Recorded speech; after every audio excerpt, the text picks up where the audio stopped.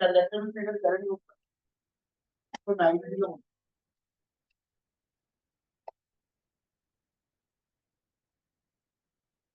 भाई सुनो।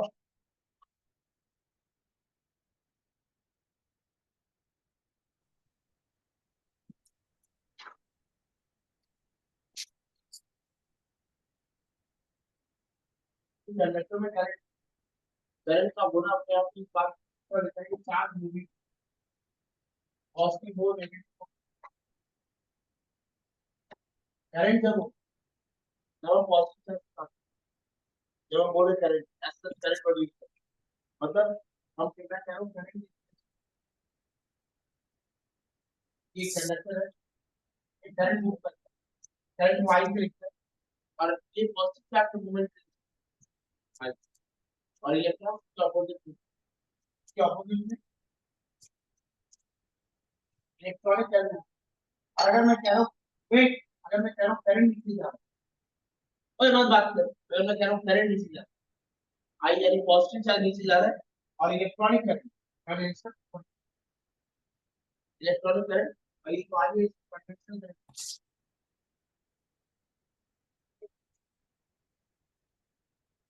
ये conventional current positive charge move करने की वजह से जो करंट है वो आई से लिखा जाता है और जो ई है वो इलेक्ट्रॉनिक करंट और नाम से पता चल रहा है ये इलेक्ट्रॉन के मूवमेंट के पास ये नेगेटिव चार्ज के मूवमेंट के पास और ये दोनों अपोजिट इन डायरेक्शन ऑलवेज।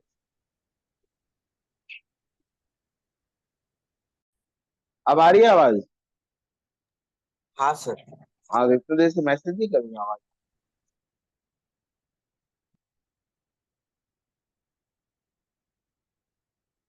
हाँ सुनो ए चार्ज की प्रॉपर्टी है अगर चार्ज मूव कर रहा है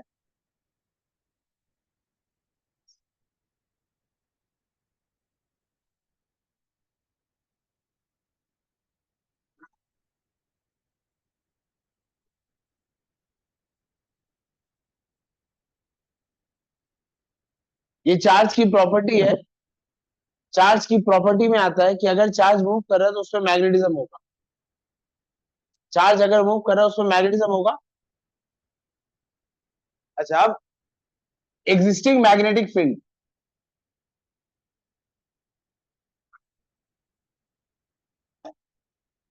ऑलरेडी एक मैग्नेटिक फील्ड एग्जिस्ट कर रही है नॉर्थ पोल साउथ पोल की वजह से और उसमें अगर मैं कंडक्टर ले जाता हूं जिसमें करंट फ्लो कर रहा है existing magnetic field in an existing magnetic field a current carrying conductor is placed।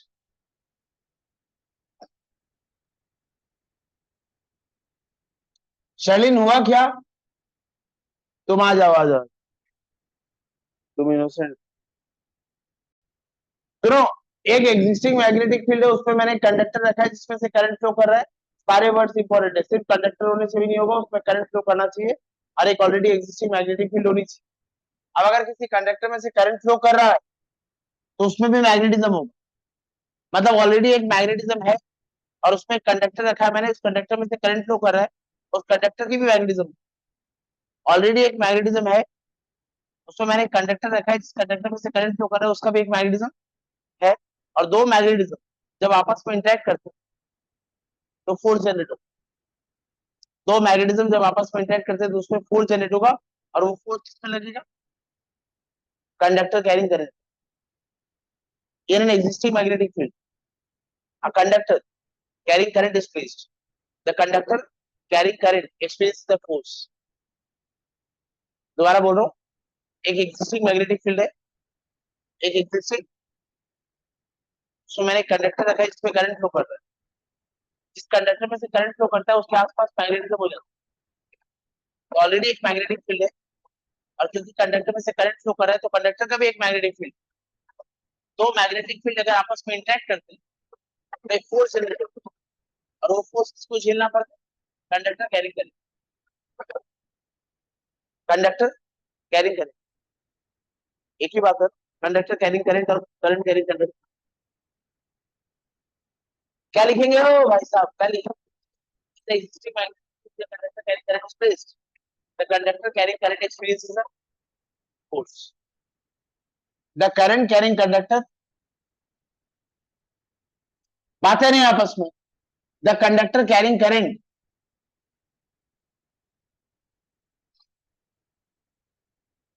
the conductor carrying current experiences a force given by direction of which, direction of which is given by Fleming's right hand rule.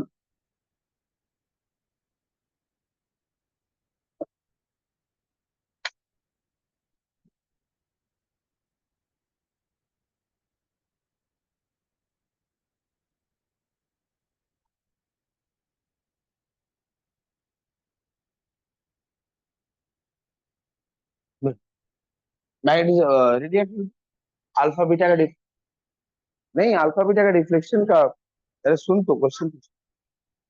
ओ सुनो, अब एक lead block है,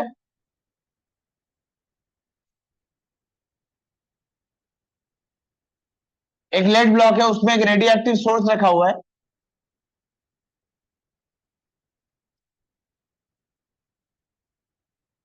ये क्या क्या emit करता है? Last class में पढ़ा था, alpha beta gamma, alpha emit हुआ, बीटा एमिट हुआ और गामा एमिट हुआ, और magnetic field already existing magnetic field होगी। तो मैग्नेटिक फील्ड का डायरेक्शन कैसे कैसे हो सकता है? ये मानो एक्स एक्सिस है, ये एक्स एक्सिस है, ये पॉजिटिव एक्स है, इस दीवार से इस दीवार तक, ये मान लेते हैं पॉजिटिव एक्स है, उस दीवार से इस दीवार तक नेगेटिव एक्स होगा। अच्छा, इस फ्लोर से छत तक इसको मान लेते हैं वाई एक्सिस, ये वाई एक्सिस पॉजिटिव है, ये वाई एक्सिस नेगेटिव है, और मेरे से तुम्हारी तरफ जेड एक्सिस पॉजिटिव और तुमसे मेरी तरफ जेड एक्सिस नेगेटिव। ये तीन जो परपेंडिकुलर म्यूचुअली परपेंडिकुलर एक्सिस है, इसको मैं ऐसे दिखा सकता हूँ, फ्लोर से छत की तरफ, इस दीवार से इस दीवार की तरफ, और मेरे से तुम तरफ, ये तीनों म्यूचुअली परपेंडिकुलर एक्सिस की तरह काम करेंगे। अच्छा, अब मैग्नेटिक फील्ड, ये लाइन मैग्नेटिक फील्ड के डायरेक्शन के लिए यूज की जाएगी, ये वाली लाइन जो इंडेक्स फिंगर है, ये वाली जो लाइन है ये फोर्स के लिए, एफ मैग्नेटिक फील्ड को बी से दिखाते हैं फिजिक्स, ये F B I, F B I, ये फोर्स, ये मैग्नेटिक फील्ड और ये करंट, और करंट मतलब पॉजिटिव डायरेक्शन, पॉजिटिव चार्ज का मूवमेंट या नेगेटिव चार्ज का मूवमेंट, ये ध्यान रखना। करंट जब बोलेंगे तो पॉजिटिव चार्ज के मूवमेंट की बात करें। ये किसको बताएगा? Magnetic field. ये कॉन्सेंट्रेशन को बताएगा फोर्स, और ये कॉन्सेंट्रेशन के लिए करंट की, central finger current, central finger current, index finger magnetic field और थंब फोर्स। अच्छा, अब मैग्नेटिक फील्ड दे देगा आपको क्रॉस लगाकर, अब पूछेगा अल्फा पार्टिकल लेफ्ट में घूमेगा कि राइट में घूमेगा, ये बताइए। बीटा पार्टिकल लेफ्ट में घूमेगा कि राइट में घूमेगा, ये बताइए। मैग्नेटिक फील्ड, ये मैग्नेटिक फील्ड है, बी से लिख देगा वो ना। ये बताइए मैग्नेटिक फील्ड स्केलर क्वांटिटी है कि वेक्टर क्वांटिटी है? Vector quantity.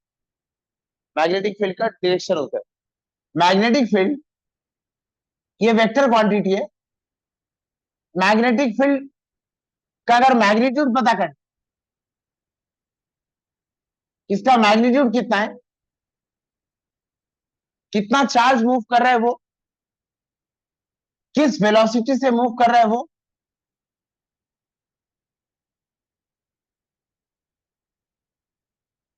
ये छोड़ो, फोर्स किस पे लगेगा?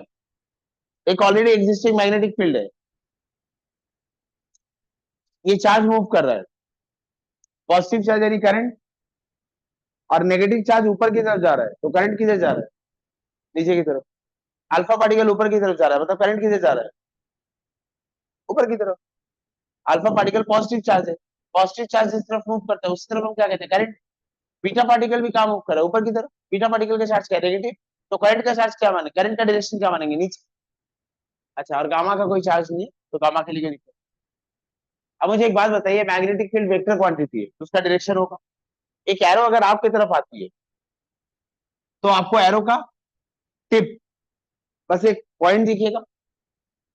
अगर एक एरो तुम तक शॉर्ट करता हूं मैं, एक एरो एरो तुम तक जा रही है, तो तुम्हें बस एरो का टिप दिखेगा।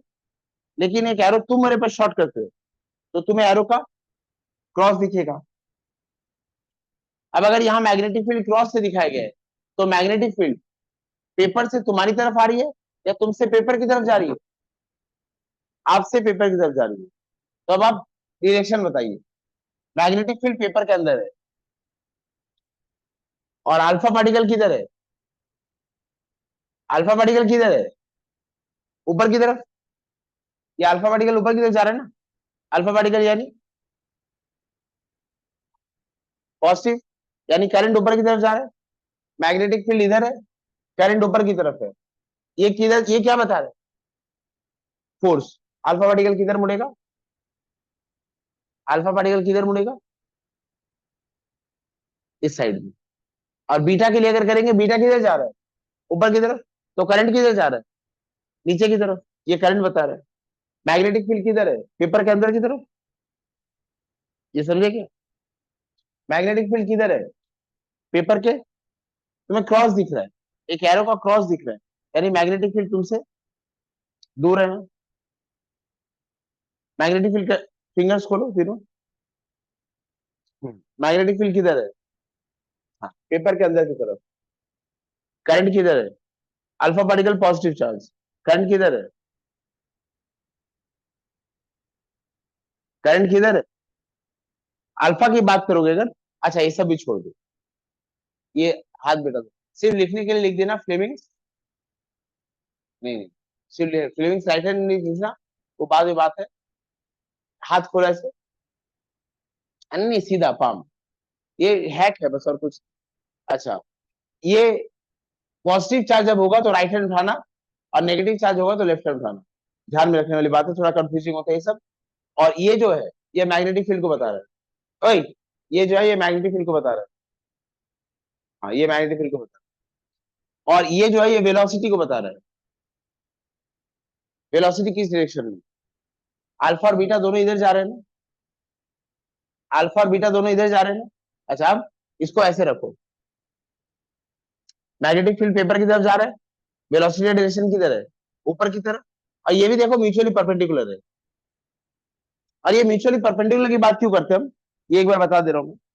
एक फॉर्मूला है Q V B sine theta, Q V B sine theta,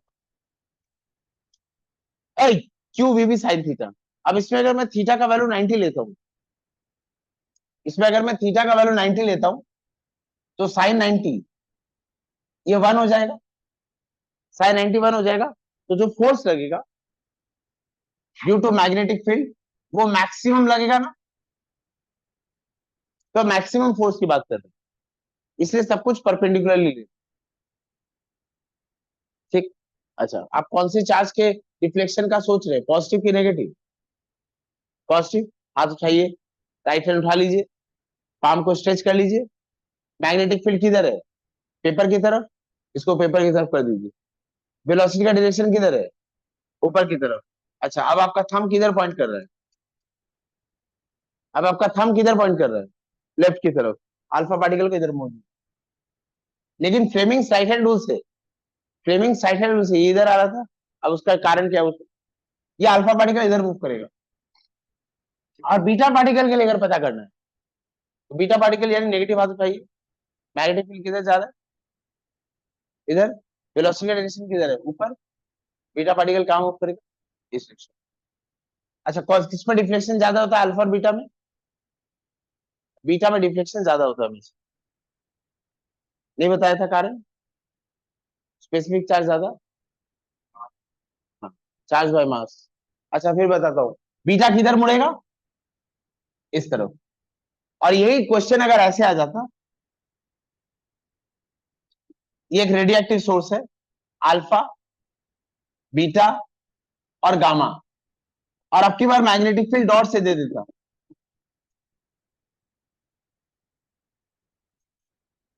ये मैग्नेटिक फील्ड है, मतलब मैग्नेटिक फील्ड है बोर्ड से अब आपकी तरफ जा रही है, तो अल्फा किधर मुड़ेगा? पॉजिटिव चार्ज के डिफ्लेक्शन के लिए, पॉजिटिव चार्ज के डिफ्लेक्शन के लिए राइट हैंड, पॉजिटिव चार्ज का रिफ्लेक्शन के right hand, magnetic field board से तुम्हारी तरफ आ रही है, तो मैं ये पॉइंट को इधर डायरेक्शन किया, और वेलोसिटी किधर है? ये तो ऊपर की तरफ जा रहे हैं, वेलोसिटी ऊपर की तरफ। अब अल्फा पार्टिकल किधर मूव करेगा? अब अल्फा पार्टिकल किधर मूव करेगा? लेफ्ट साइड में। इधर अल्फा डिफ्लेक्ट होगा, और बीटा डिफ्लेक्शन के लिए, बीटा डिफ्लेक्शन के लिए बीटा इधर आ, तो आंसर ऐसे लिख देना। और इलेक्ट्रोमैग्नेटिज्म में ये सबको डिटेल में पढ़ेंगे तो समझ आएगा। और ऐसे लिखने के लिए लिख देना फ्लेमिंग्स राइट हैंड रूल। नहीं आता है, ये भी नहीं आता है, बस आपको ये पूछता है कि मैग्नेटिक फील्ड का डायरेक्शन इधर है, तो अल्फा किधर मूव करेगा और बीटा किधर मूव करेगा। हाँ ये क्वेश्चन अगर इलेक्ट्रोमैग्नेटिज्म का है तो हम उसको इसके बाद पढ़ेंगे वो चैप्टर, तब देखेंगे, इसको नोट कर लीजिए। या फिर एक बुलेट पॉइंट बना लो, अगर magnetic field into the paper है, अगर magnetic field into the paper है तो अल्फा किधर मुड़ेगा? Left hand side. और बीटा किधर मुड़ेगा? Right hand side.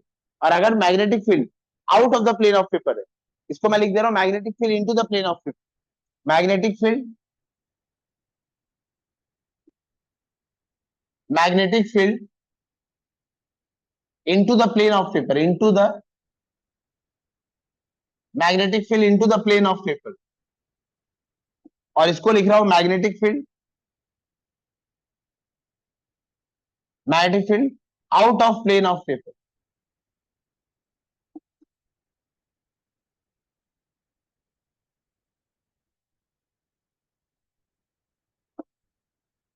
लिख लो।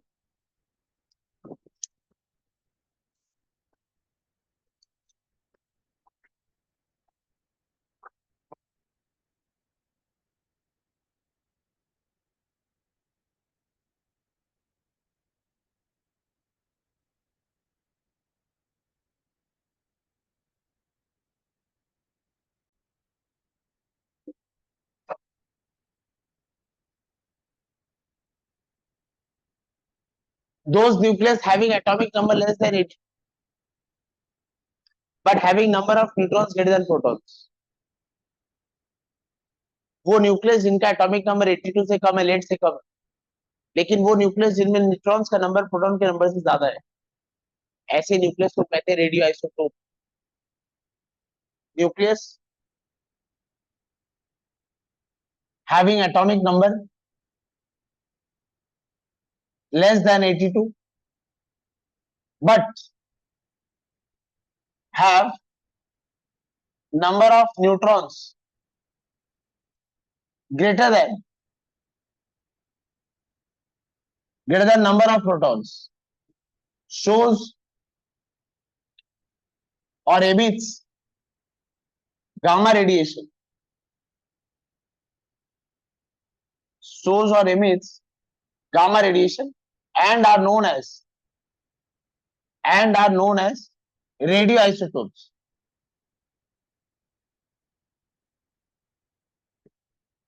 And are known as radioisotopes. The radioisotopes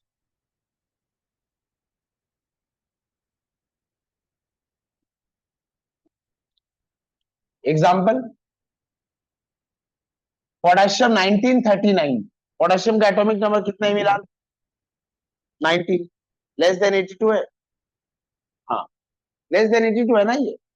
अब इसमें जो प्रोटॉन और न्यूट्रॉन का नंबर है, ये तो स्टेबल पोटेशियम, और अगर मैं पोटेशियम 1940 लिखूं, इसमें नंबर ऑफ न्यूट्रॉन ज्यादा हो गए, प्रोटॉन वही है 19, प्रोटॉन 19 ही है, दोनों पोटेशियम, लेकिन ये स्टेबल है और ये रेडियो आइसोटोप, ये रेडियो आइसोटोप। याद रखना हम आइसोटोप की बात कर रहे हैं, आइसोटोप्स की बात कर रहे हैं। वो सारे एलिमेंट्स जो लेड से छोटे, उनके आइसोटोप्स। और आइसोटोप्स में डिफरेंस क्या होता है? आइसोटोप्स में न्यूक्लियस में न्यूट्रॉन्स का नंबर बढ़ जाता है, और न्यूट्रॉन्स का नंबर ज्यादा होने से प्रोटॉन से वो गामा रेडिएशन, वो रेडियो आइसोटोप। एक हो गया potassium. Phosphorus 1531, phosphorus 1532 stable radio isotope. Sodium 1123 stable, sodium 1124 radio isotope.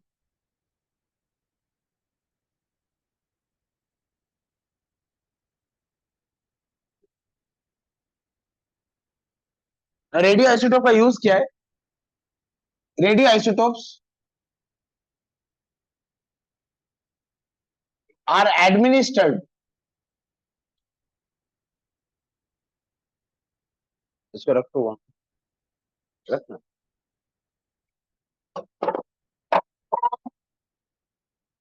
कच्ची साल यहाँ ये तो radioisotopes are administered in biological bodies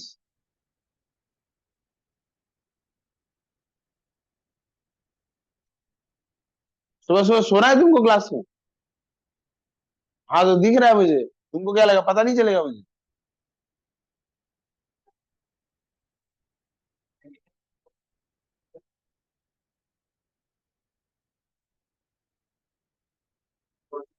good, Ram Ram.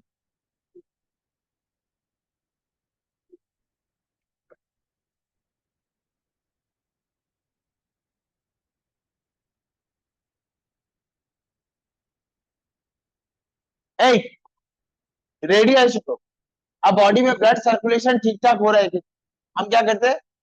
0.9% NaCl administer करते हैं, और 0.9% NaCl जो एडमिनिस्टर करते हैं उसमें जो सोडियम होता है वो स्टेबल नहीं, रेडियो आइसोटोप होता है। और बॉडी में हर जगह ये सोडियम ब्लड के स्ट्रीम के थ्रू फैल जाता है। अब किसी एक पर्टिकुलर जगह में अगर ब्लड क्लॉटिंग, तो वहां सोडियम क्लोराइड डिपॉजिट हो, वो sodium chloride normal sodium chloride नहीं, रेडियो आइसोटोप सोडियम वाला सोडियम क्लोराइड हो।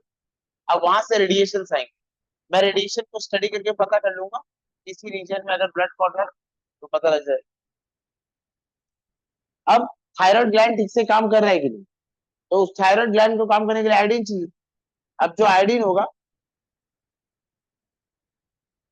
53,127, 53,128, ए बात मत कर, ये आयोडीन का स्टेबल और ये रेडियो आइसोटोप। मैं अब आयोडीन एडमिनिस्टर, सुनो तो, मैं बॉडी में आयोडीन एडमिनिस्टर करूंगा और आयोडीन थायराइड ग्लैंड में जाके डिपॉजिट होने लग गया। थायराइड ग्लैंड से आने वाले रेडिएशन, मुझे आयोडीन, आयोडीन के रेडियो आइसोटोप से आने वाले रेडिएशन से थायराइड ग्लैंड के प्रॉपर फंक्शनिंग का पता लग सकता है, थायराइड ग्लैंड प्रॉपर्ली काम कर रहा है। रेडियो आइसोटोप काफी काम के होते हैं बायोलॉजिकल बॉडी में। किसी ऑर्गन प्रॉपर फंक्शनिंग हो रही है या नहीं हो रही है, उसको पता करने के लिए बॉडी में हम रेडियो आइसोटोप इंजेक्ट कर देते हैं। बॉडी में रेडियो आइसोटोप इंजेक्ट करने के बाद उसमें से आने वाले रेडिएशन स्टडी करते हैं, और वो रेडिएशन हमें बताता है कि इज देयर एनी प्रॉपर और इम्प्रॉपर और malfunctioning of any biological organ. इसको हम कहते हैं tracer studies, uses of radio isotope in tracer studies. तो ये लिखना होगा, क्या लिखोगे? Radio isotope are administered in biological body, radiations, gamma radiations, gamma radiations that are emitted, gamma radiations that are emitted are studied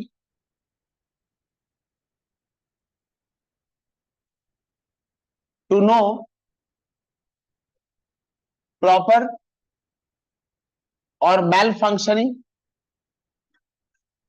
proper or malfunctioning of any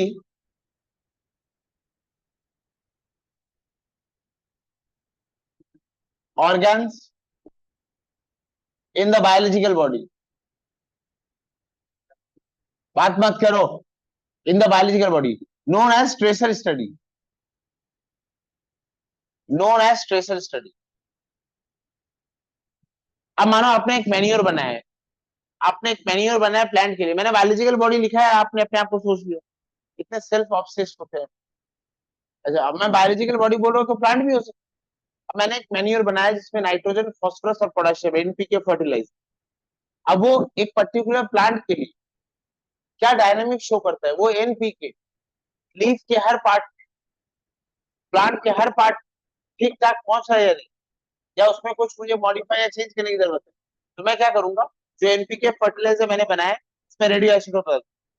अब radio isotope हर जगह फैल जाएंगे, जहां जहां प्लांट में जा सकता है वो चले जाएंगे, और फिर प्लांट के फाइन रूट्स को करेक्ट करूंगा, प्लांट के रूट को करेक्ट करूंगा, उसके स्टेम को करेक्ट करूंगा, लीफ को करेक्ट करूंगा, बार्क को करेक्ट करूंगा, और हर जगह से वो गामा रेडिएशन जो भी को वो स्टडी करूंगा, और देखूंगा कोई एनोमलस बिहेवियर है या नहीं, या सब कुछ नॉर्मल बिहेवियर है। तो मुझे पता चल जाएगा जो मेन्यूर हमने डिजाइन किया है पर्टिकुलर प्लांट के लिए, वो उस प्लांट के लिए ठीक से काम कर रहा है। रेडियो आइसोटोप्स से यूज किए जाते हैं, they are used in pressure study.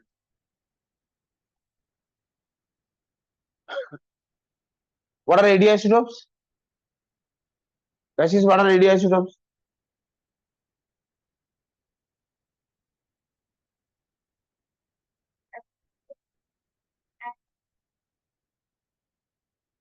Having number of neutrons in the nucleus more than the number of protons. They are radioisotopes and are used in which study? Biological. शाबाश, हुआ। अब लिखो uses of radioactive, ये था uses of radioisotope। और बाबू wake up, uses of, ऐ वो, अब वो गेट खोल देते। हाँ,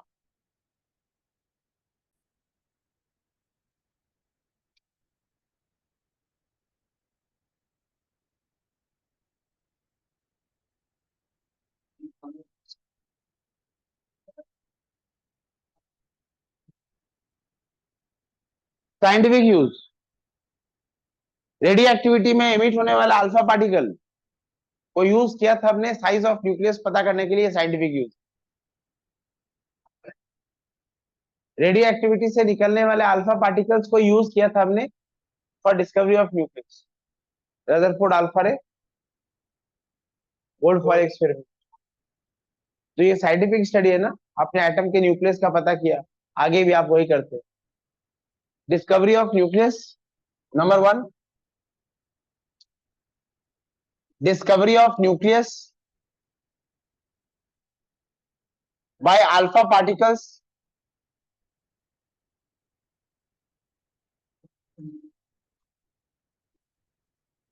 discovery of nucleus by scattering of alpha particles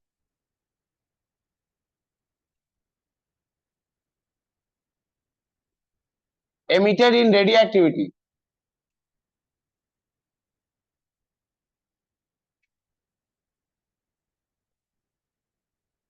number 2, बात मत करो, पहला तो ये हो गया।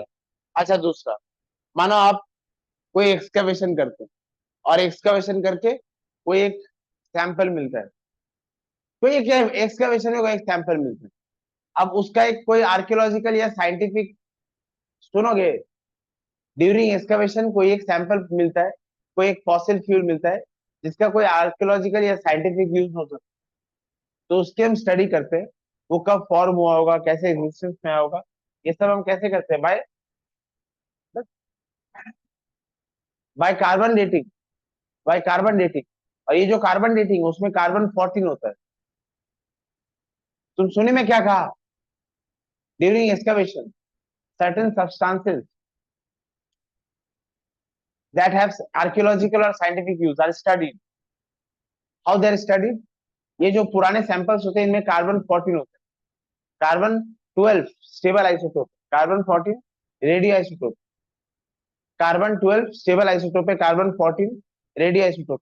और उस फॉसिल फ्यूल में से, उस सैंपल में से कार्बन 14 में से जो भी रेडिएशन आ रहे हैं वो रेडिएशन स्टडी करते हैं, फिर हमारे पास एक इक्वेशन है, उस इक्वेशन में वैल्यू लिखते हैं तो हमें उस सैंपल के एज का पता लग जाता है। ये सेकंड साइंटिफिक यूज है। During excavation, during excavation samples that have sample, ओए बात मत कर, samples that have archaeological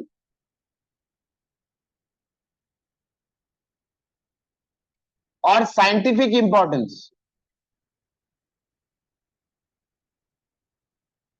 are studied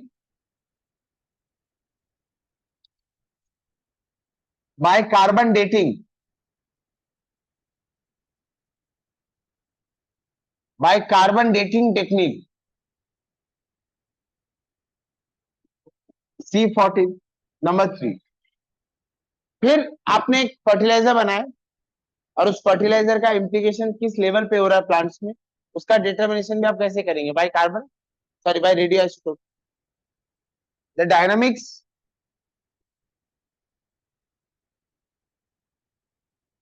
of any fertilizer, the dynamics of any fertilizer in a plant body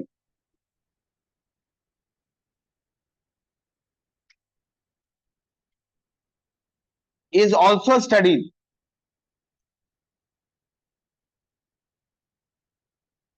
by radioisotopes।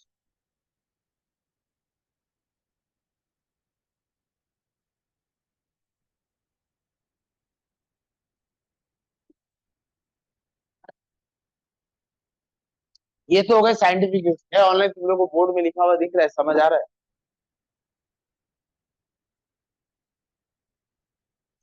Online हाँ sir. समझ आ रहा है लिखा हुआ? या सुन लो, अपने वर्ड्स में भी लिख सकते हो ऐसा। ये कोई हार्डकोर मैथमेटिक्स नहीं है कि आपको ऐसे ऐसे लिखना है। साइंटिफिक यूज, तो साइंटिफिक यूज के बाद इंडस्ट्रियल यूज माहीलाल कितना बोली थी? आएगी, आई सुबह आना संभव है?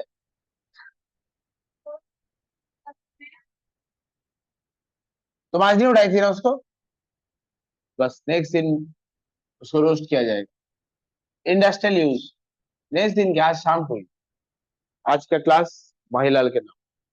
इंडस्ट्रियल यूज में जब, अच्छा हेवी इंडस्ट्री, हेवी आज नहीं, तुम लोग क्लास सैटरडे को।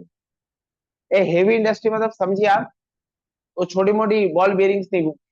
हेवी इंडस्ट्री मतलब जो डिस्कवरी में मेगा इंडस्ट्रीज वाला सीरीज चला था वो है। मतलब इस रूम के जितना बड़ा एक रोलर और इस रूम के जितना बड़ा एक और रोलर एक साथ घूम रहे।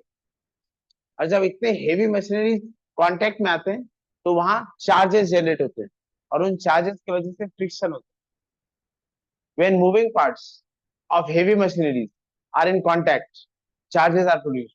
When moving parts of heavy machineries are in contact, charges are produced that produces friction, that responsible or that causes friction। अब चार्ज को, अब क्या भेजोगे आप वहां पे जो चार्ज को ले जाएगा? आप ऐसा क्या भेजेंगे वहां पर? मूविंग पार्ट घूमेगा, फ्रिक्शन होगा, चार्ज प्रोड्यूस होगा। मूविंग पार्ट घूमेगा, फ्रिक्शन होगा, चार्ज प्रोड्यूस होगा। और उस चार्ज की वजह से फिर फ्रिक्शन होने लग जाता है। ये बात समझे क्या? अब ऐसा क्या करूं मैं कि वो चार्ज वहां से रिमूव हो जाए, क्योंकि चार्ज की वजह से एक फ्रिक्शन हो गया जो मेरे मूविंग पार्ट्स को एनर्जी लॉस करने के लिए मजबूर कर रहा है। तो हम क्या करते हैं, उस हेवी मशीनरी के आसपास की जो एयर है, अल्फा पार्टिकल पास कराएंगे और अल्फा पार्टिकल का आयनाइजेशन पावर सबसे ज्यादा है। अल्फा पार्टिकल वहां की उपस्थित एयर को आयनाइज कर देगा और वो आयनाइज एयर चार्ज को रिमूव कर देगा। During moving of heavy machinery parts, charges are produced that causes friction, alpha radiation are passed that ionizes the air near the machinery and that takes away all the charge and removes or reduce or minimizes the friction। लिखो industrial use number 1, during movement of heavy machineries due to friction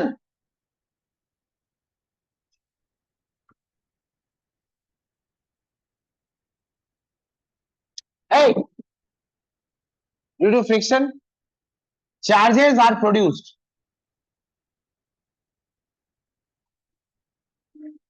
That minimizes or reduces the efficiency of machines.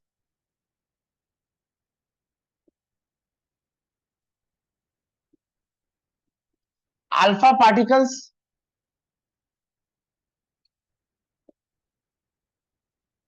when passed through air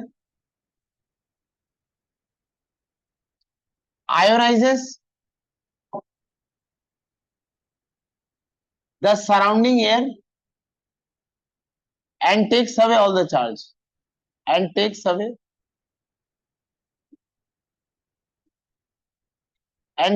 all the charge.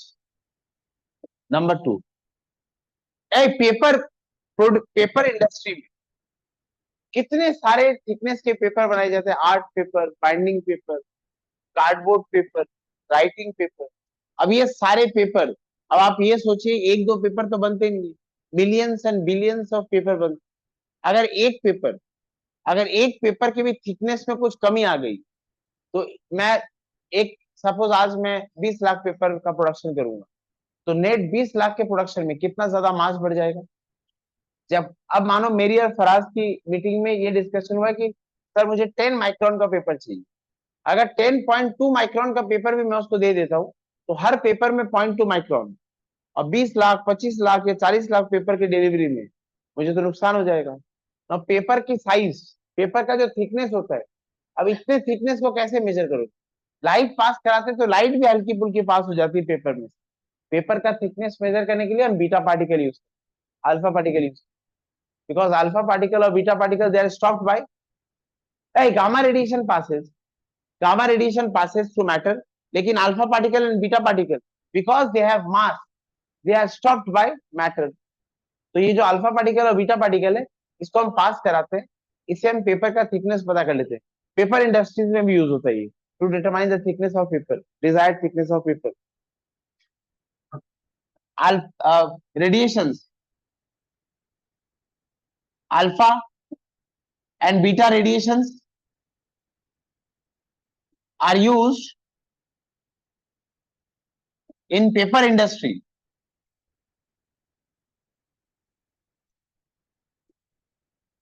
Alpha and beta radiations are used in paper industry to determine the thickness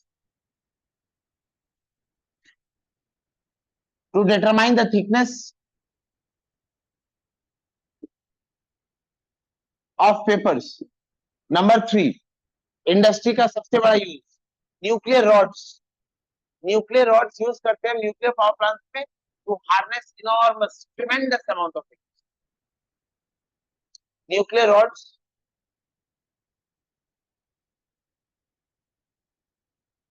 are used, uranium-238 nuclear rods are used in nuclear power plants,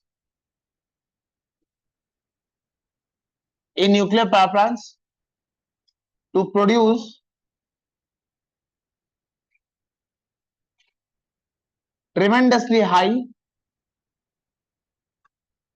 amount of energy.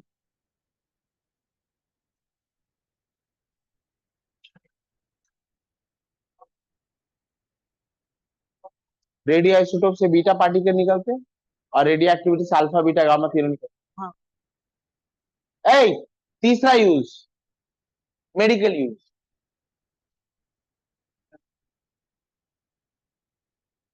पहला क्या बेटा, radio isotope sodium chloride is administered in body to determine any malfunction in blood flow.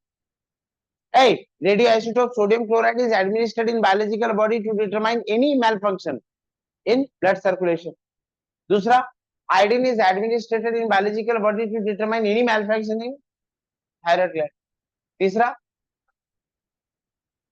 the gamma radiation, वो sensitive matter है. The gamma radiation emitted due to in radioactivity, gamma radiation में high energy होने की वजह से जो भी surgical instruments है उनका एटॉमिक लेवल में स्टेरिलाइजेशन होता है. सरफेस लेवल में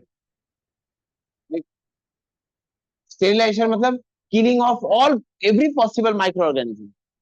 जो बहुत क्रिटिकल सर्जरीज होती है, बहुत बहुत क्रिटिकल सर्जरीज होती है, उन क्रिटिकल सर्जरीज में यूज होने वाले सर्जिकल इंस्ट्रूमेंट को ऐसे स्टेरिलाइज किया जाता है, क्योंकि एक बॉडी जो प्रोन टू डेथ हो चुका है उसमें हम जरा सा इन्फेक्शन अफोर्ड नहीं कर सकते, तो उनका स्टेरिलाइजेशन गामा रेडिएशन से कराते हैं। मेडिकल यूज का सबसे पहला use radio active sodium chloride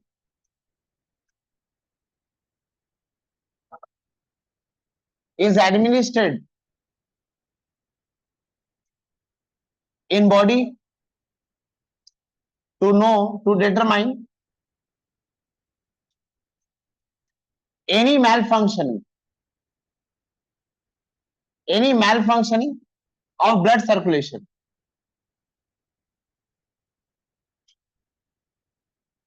Number two, hey, radio isotope कितना सोता है यार। नहीं, ऐसा बोलना मेरा गलत हो गया, शायद ये भी हो सकता है तो रात भर गेम खेला था, सोया ही नहीं, अभी सो रहा।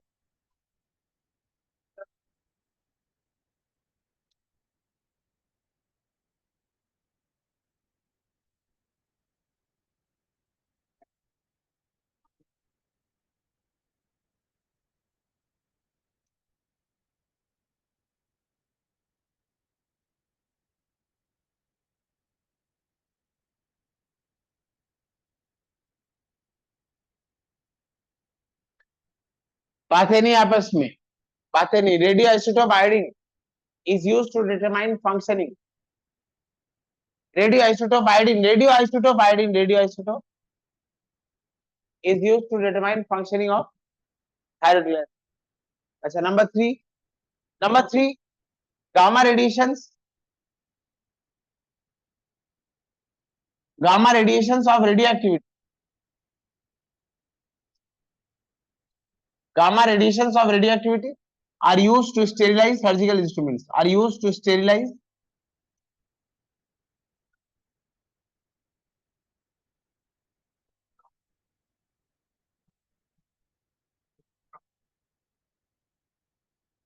ये 3 यूजेस के हो गए, 2 मार्क्स का एक कोई ना कोई यूज आएगा। अब हमें 3 टॉपिक और पढ़ना है, जीके टॉपिक। आप ध्यान से सुनिए बस। क्या क्या क्लास 8? अच्छा,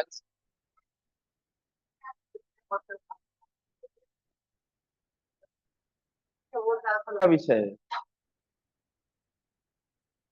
डेवलपिंग नेशंस। डेवलपिंग नेशंस और डेवलपिंग नेशंस को आज भी रोस्ट करते हैं कि तुम न्यूक्लियर पावर प्लांट्स चलाने लायक हो नहीं, ये तुम्हारे बस की बात है। इसका कारण क्या है? न्यूक्लियर पावर प्लांट्स का कंस्ट्रक्शन ऐसा होना पड़ेगा कि वो 100% अर्थक्वेक रेजिस्टेंस है।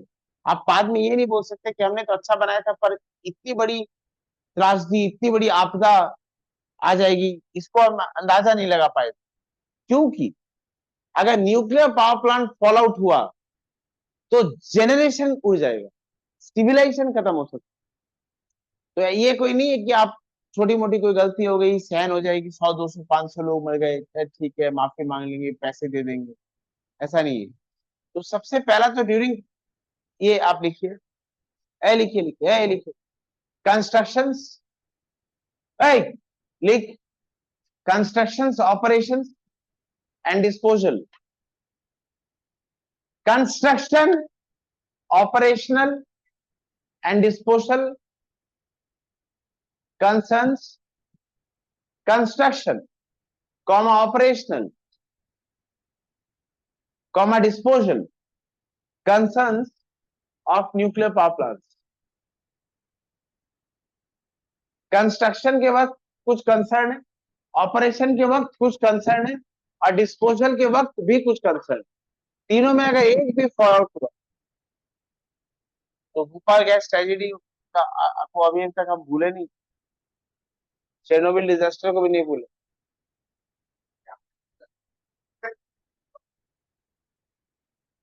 हाँ लिखो, concerns in construction of nuclear power plants, concerns in construction of nuclear power plant. Number one,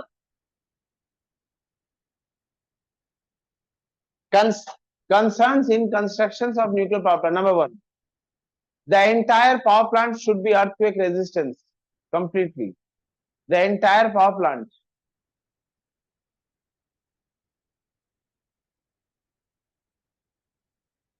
should be earthquake resistance completely.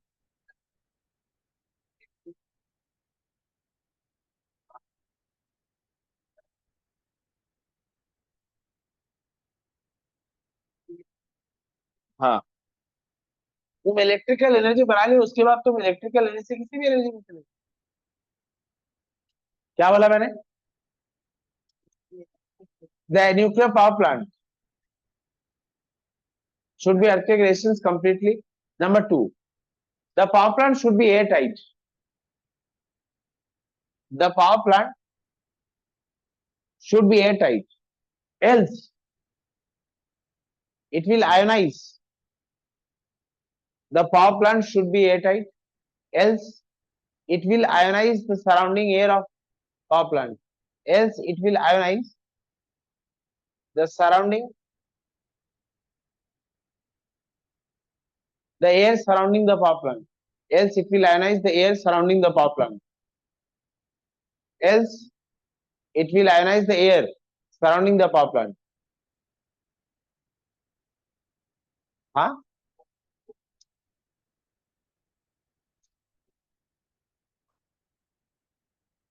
हाँ, वो तो ऑपरेशन के वक्त होगा ना, operation of power plant.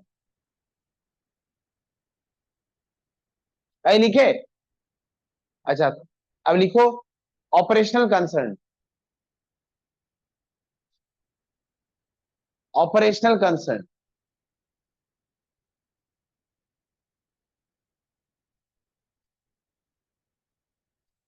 the workers must wear lead apron. The workers must wear lead aprons, lead gloves, and must use lead tongs, and must use, ये sodium का टुकड़ा नहीं जाके हाथ से उठा के यहां से मारे, and must use lead tongs, चिमटा, lead का चिमटा यूज करेंगे। Number two, there must be cooling towers or chambers installed. There must be cooling towers or chambers installed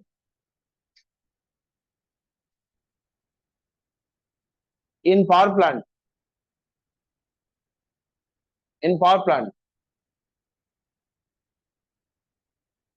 To minimize the impact of any radioactive fallout.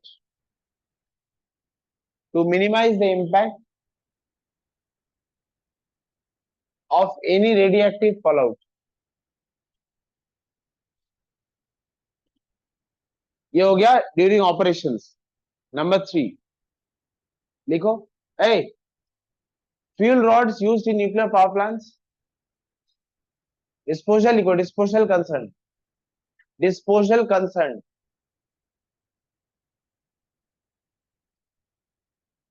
disposal concern, fuel rods in power plants when reaches a certain level of activity. Fuel rods in power plants, in nuclear power plants लिखो, power plant तो hydroelectric भी। fuel rods in nuclear power plants when reaches a certain level of activity.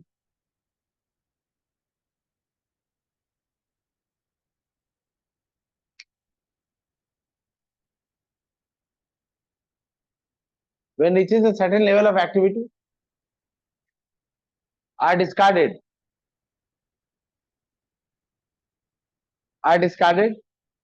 as nuclear waste.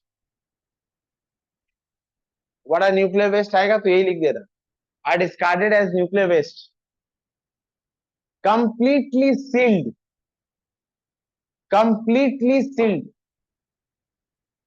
in specially designed completely sealed in special fuel rods used in nuclear power plants when reaches to a minimum level of activity are discarded and are known as nuclear waste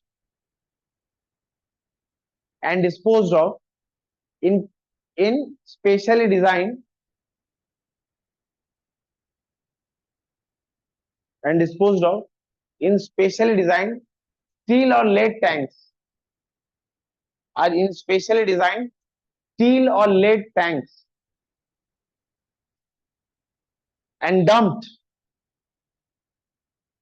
deep under abundant mines and dumped deep under abundant mines and dumped deep under abundant mines or deep in the ocean. Abundant mines or deep in the ocean. ये हो गया during disposal. अच्छा, अब एक होता है background radiation. तो background radiation किसको कहते हैं? ये डायरेक्ट क्वेश्चन आता है, व्हाट आर बैकग्राउंड रेडिएशन. जरूरी नहीं कि आपके आसपास कोई रेडियो एक्टिव सोर्स या रेडियो आइसोटोप प्रेजेंट ही हो. जरूरी नहीं कि कोई रेडियो एक्टिव सब्सटेंस या रेडियो एक्टिव आपके आसपास प्रेजेंट ही हो. हमारे बॉडी में भी रेडियम प्रेजेंट है. हमारे खुद के बॉडी में रेडियम प्रेजेंट है. वो रेडियम रेडियो आइसोटोप की तरह काम करता है और कुछ कुछ रेडिएशन हमारे बॉडी को हमेशा झेलने पड़ते हैं. और कुछ नहीं, जो सन से जो अल्फा बीटा गामा आ रहे हैं वो अर्थ के मैग्नेटिज्म की वजह से डिफ्लेक्ट हो जाते हैं, पर गामा रेडिएशन कुछ आज भी पहुंच जाता है. उस गामा रेडिएशन से भी हमें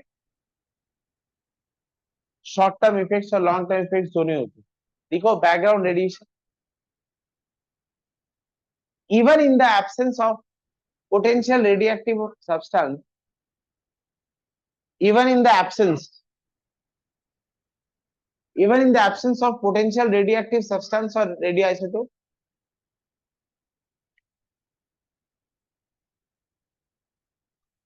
even in the absence of potential radioactive substance or radioisotope,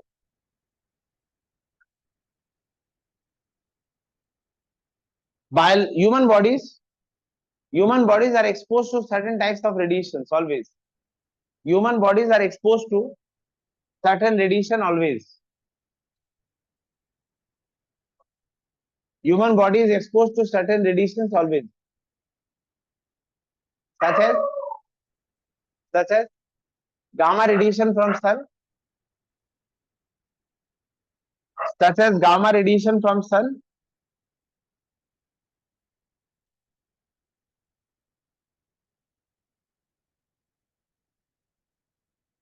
and radium present in the body, and radium present in the body.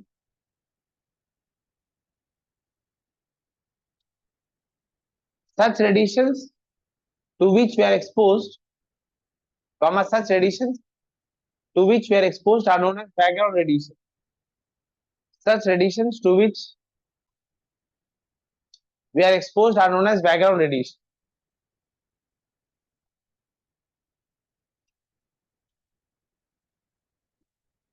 और रेडियो एक्टिविटी के शॉर्ट टर्म और लॉन्ग टर्म इफेक्ट्स क्या है? Radioactivity के short term effect है vomiting, nausea, dizziness, उल्टी आना, चक्कर आना, जी घबराना, हेयर लॉस होना. शॉर्ट टर्म इफेक्ट क्या है? Nausea, dizziness, vomiting, hair loss. और long term effect cancer, leukaemia, genetic damage. Right, two short term and long term effects of, ये अच्छे इफेक्ट तो नहीं है, हार्मफुल इफेक्ट ही लिखो. Two short term and long term harmful effects.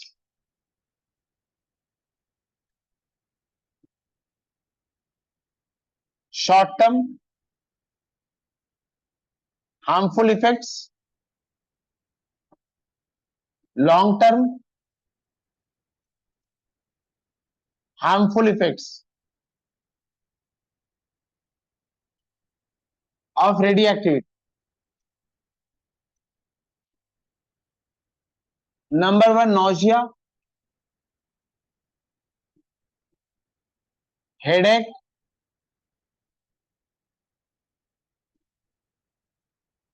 Dizziness,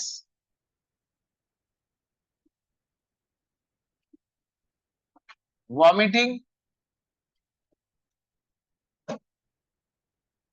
hair loss, leukaemia, cancer,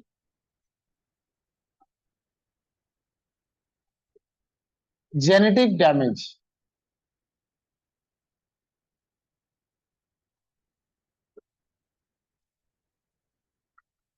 तुम लोग को मैंने अल्फा बीटा गामा रेडिएशन का डिफरेंस टेबल बना के पढ़ाया, पढ़ा दिया? सबका हो गया था? नहीं हुआ ना? तुम लोग का नहीं हुआ? तुम लोग को तुम लोग का रेडियो एक्टिविटी कंप्लीट हो, देख लो कुछ बचा है क्या? मोटर को घुमाते हैं और उसके बाद इलेक्ट्रिसिटी प्रोड्यूस होती है। अब दोनों में मैग्नेटिक फील्ड इज कांस्टेंट। इसके अंदर भी मैग्नेट्स लगे, मैग्नेटिक फील्ड है, और जनरेटर के अंदर भी मैग्नेट्स लगे, मैग्नेटिक फील्ड है।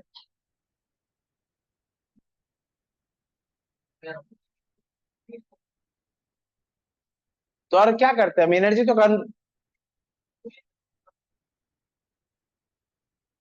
हम एनर्जी को कन्वर्ट ही तो करते हैं, एनर्जी से एनर्जी स्टोर। कौन कौन सी एनर्जी स्टोर करनी? कौन सा फॉर्म स्टोर करना? हाँ, डायनामो तो यही करते हैं। ओ, एनर्जी का फॉर्म दूसरा हो जाएगा। तुम फ्यूल चल रहा है, स्कूटी चल रही है, स्कूटी की काइनेटिक एनर्जी से डायनामो लगा दो तो एक बैटरी चार्ज हो जाएगी। उस बैटरी से लाइट लाइट जलेगा। सुनाई, इस पंखे में मैग्नेट्स लगे, मैग्नेटिक फील्ड कांस्टेंट है। जनरेटर में भी मैग्नेट्स लगे, मैग्नेटिक फील्ड कांस्टेंट है। इसमें और जनरेटर में क्या फर्क है? इसमें मैं स्विच दे रहा हूं, करंट दे रहा हूं, मैग्नेटिक फील्ड कांस्टेंट है। मैग्नेटिक फील्ड कांस्टेंट है, करंट दे रहा हूं, और उसके बाद फोर्स लगा तभी तो ये घुमा। तो यहां हम क्या क्या सप्लाई कर रहे हैं और क्या कैलकुलेट कर रहे हैं? Magnetic field was present, B was present, I supplied C and I noted the force. और जनरेटर में क्या कर रहे हैं? Magnetic field B is present, I am applying force and then I am getting current. दोनों में क्या difference है दोबारा बोल रहा हूं। इसमें मैग्नेट लगे, पंखे के जो कॉइल घूम रहे हैं उसमें मैग्नेट्स लगे, मैग्नेटिक फील्ड इज देयर। आप क्या दे रहे हैं? पहले करंट, करंट पास हो रहा है, और करंट पास होने की वजह से इसमें क्या लगने लग गया है? फोर्स, और ये घूम रहा है। तो यहाँ क्या क्या चीज प्रेजेंट थी? मैग्नेटिक फील्ड प्रेजेंट थी, आपने करंट दिया और आपने क्या डिटरमाइन किया? फोर्स। और जनरेटर में क्या होता है? Magnets present, magnetic field present है, आप जनरेटर को घुमाते हैं, आप क्या दे रहे हैं? फोर्स। उसके बाद आप क्या पता करेंगे? करंट। अच्छा, थोड़ा कंफ्यूजिंग है, याद रखने में इजी होगी इसलिए ये बात बोली। फोर्स का डायरेक्शन पता करने के लिए आपको क्या देना पड़ेगा? करंट। और करंट को पता करने के लिए आपको क्या देना होगा? फोर्स। इसमें क्या सप्लाई करना इजी है, करंट या फोर्स? फोर्स सप्लाई करना इजी है। जनरेटर किसी बच्चे को बोलोगे जाके घुमाने? स्विच तो किसी बच्चे को भी जाके बोल दोगे 2 नंबर से, ऊपर से 2 नंबर जाके घुमा, ऑन कर। और इसमें से क्या सप्लाई करना इजी है? करंट। ये काम किसी बच्चे से भी करा सकते हैं आप। ये लेफ्ट हैंड, ये लेफ्ट हैंड, चाइल्ड, सब बात में रोज ये बाएं हाथ रख ले, लेकिन जनरेटर घुमाना फोर्स देना पड़ेगा, और ये दाएं हाथ रख के। ओए समझे? ओए, ओ भाई साहब सब। अच्छा, अब ये रेडियो एक्टिविटी में सुनो इधर, देखो इधर। रेडियो एक्टिविटी में जब मैं थंब लगा रहा था, अल्फा पार्टिकल के लिए पॉजिटिव चार्ज के लिए राइट हैंड उठाया, मैग्नेटिक फील्ड कहां थी? Into the plane of paper. और वेलोसिटी का डायरेक्शन किधर था? ऊपर की तरफ। हम किधर पॉइंट कर रहा था? दाई तरफ। तो मुझे पता चल गया अल्फा पार्टिकल इधर मुड़ेगा। अच्छा बताइए, ये जो रेडियो एक्टिविटी का केस है, मैं अगर फ्लेमिंग्स हैंड रूल से निकालू तो कौन सा हैंड उठाना ज्यादा अप्रोप्रिएट नहीं, मोर अप्रोप्रिएट है, करेक्ट है? नहीं, यही तो बात। लेफ्ट हैंड क्यों? Magnetic field already present, magnetic field already present, और क्या मूव करने लगे,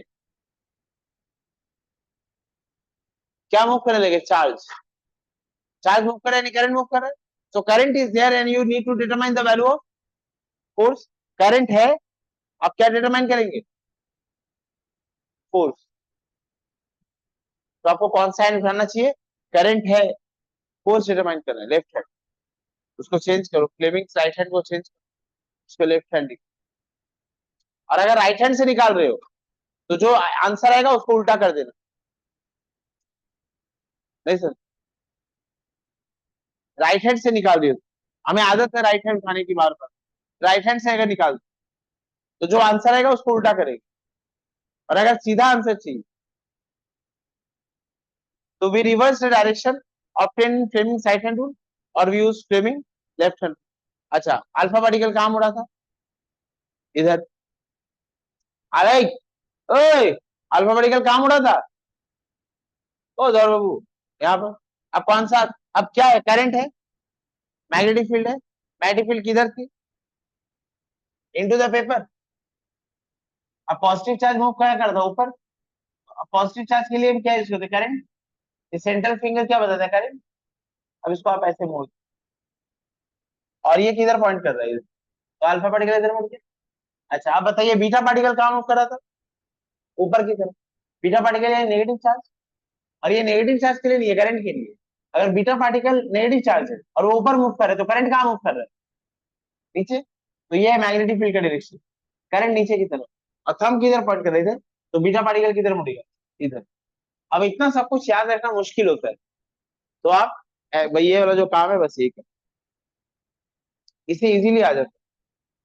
क्योंकि एग्जाम के प्रेशर में दाएं हाथ उठा लिया, डायरेक्शन रिवर्स करना था नहीं किया, कुछ भी गलती होगी, कोई रिस्क लेने की जरूरत। रेडियो एक्टिविटी में एक पार्ट जो किसी किसी का नहीं हुआ है वो है अल्फा बीटा गामा रेडिएशन का डिफरेंस स्टेडिंग। जिनका लिखा है वो कॉपी दो तो मैं समझा देता हूँ।